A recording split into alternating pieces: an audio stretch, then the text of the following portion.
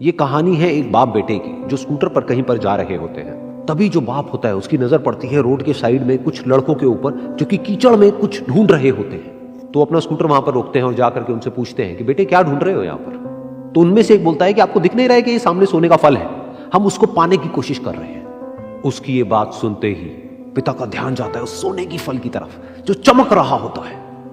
फिर उनके माइंड में कुछ इमेजिनेशंस बनने लग जाती हैं कि काश ये जो फल है ये मेरे बेटे के पास में आ जाए तो ना सिर्फ उसकी बल्कि मेरी भी जिंदगी बदल जाएगी। तो बिना सोचे समझे अपने बेटे को धक्का मार देते हैं उस कीचड़ में और बोलते हैं कि तुझे किसी भी कीमत पर वो फल लेकर के आना है। लेकिन बेटे को वो फल नहीं चाहिए होता है, उसके अपने कुछ और ही सपने होते हैं।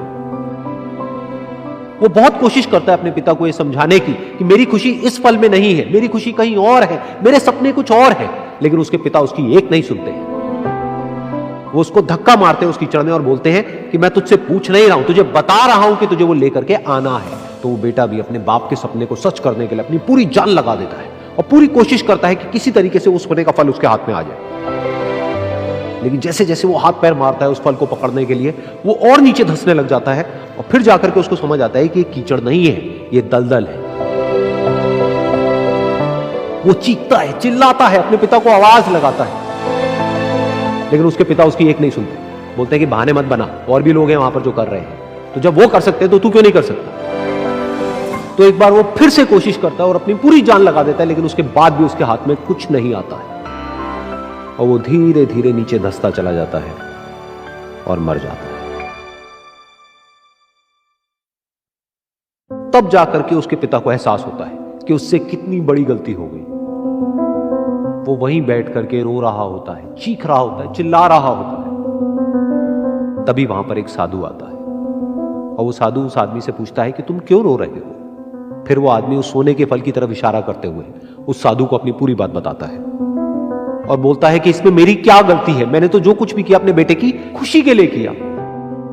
तो वो साधु उस फल को ध्यान से देखता है और उस आदमी को कहता है जिस सोने के फल की वजह से तुमने अपने बेटे को गवा दिया, कम से कम एक बार ध्यान से उसकी तरफ देखा तो होता कि वहां पर कोई फल है भी या नहीं।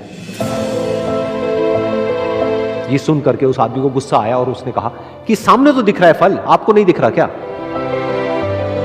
तब वो साधु उस कीचड़ के ऊपर एक पेड़ होता है जिसकी तरफ इशारा करते हैं और बोलते हैं कि वो जिसे तुम देख रहे हो वो उस फल की परछाई है, असली फल वहां पर उस पेड़ के ऊपर है।